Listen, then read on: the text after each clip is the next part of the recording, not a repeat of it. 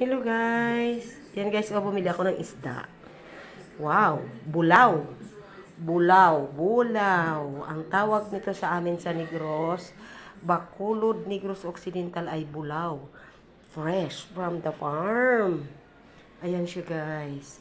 Ito naman malalaking talakito na slice. Binili ko.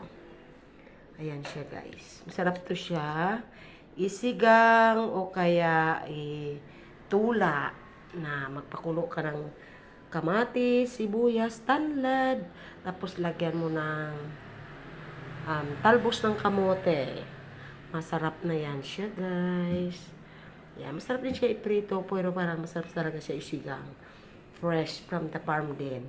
Ito, pag-iisipan ko pa kung ano ang masarap dito na luto. Pwede din kasi siya i-iskabitsi. Prito ko siya guys. Tingnan mo naman yung ice niya. Very fresh. Fresh na fresh. Ayan guys, ang ating lulutuin. Pero ito, pag-iisipan ko pa kung sana amin lulutuin ngayon. Ito ba ang naka-slice? Kuyaan.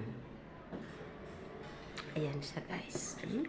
Ang sarap talagang naga-green at saka fresh na fresh talaga yung mata ng isda guys. Yan, ang binili ko sa labasan. Sa palengke. Ito, masarap din. Basta ito sa sabaw ko yan. Ito, ipiprito ko or iskabitsi. Masarap din to siya. Gusto din nila yan guys, idadaing ko muna bago iprito. Yan guys, ang ating lulutuin. Thank you guys. Thank you for watching.